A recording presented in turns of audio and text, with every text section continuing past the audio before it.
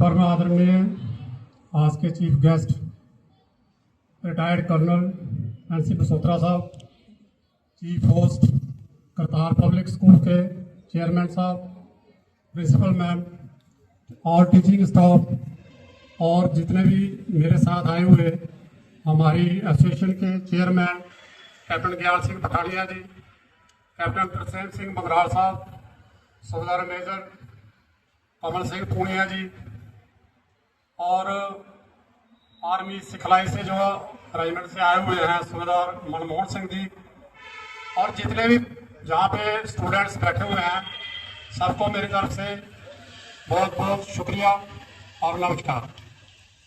देखिए, NCC national cadet corps, इसकी स्थापना कब हुई? 15 जुलाई 1948 को।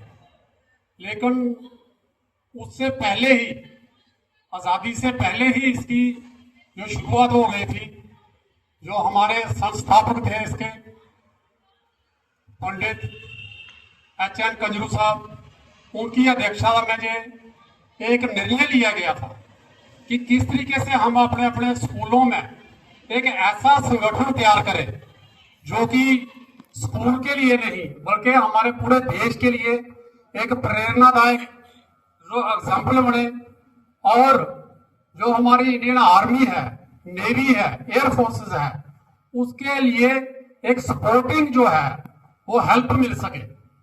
आपने जितने भी हमारे यहाँ वेटरन्स बैठे हुए हैं या जो बुजुर्ग हैं वो सभी जानते हैं कि 65 की बार में और 71 की बार में NCC का एक बहुत बड़ा रोल रहा है। ऐसे नहीं है कि NCC सिर्फ स्कूलों तक ही महफूज है या स्कूलों तक ही परेड करती है या प्रोग्राम करते हैं, नहीं, इनका भारत की प्रोग्रेस में, डेवलपमेंट में और खास करके उस टाइम में जबकि देश के ऊपर आपदा हुई थी, लड़ाई का माहौल था, तो उस टाइम में भी NCC ने एक बढ़ चढ़ करके, जबकि आर्मी फ्रंट लाइन में थी और सेकंड लाइन में अगर हम देखते हैं तो NCC थी।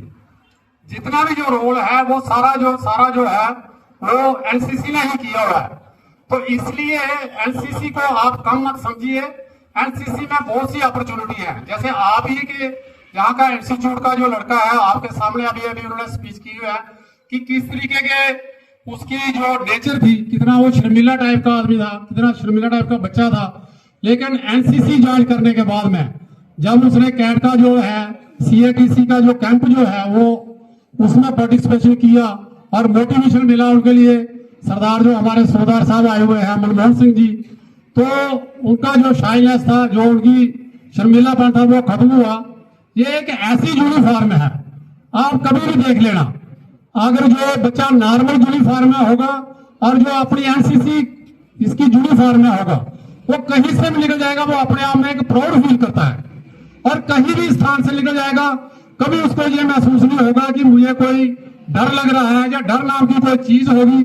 उसमें अपने आप ही देशभक्ति की जो भावना है वो जागती है।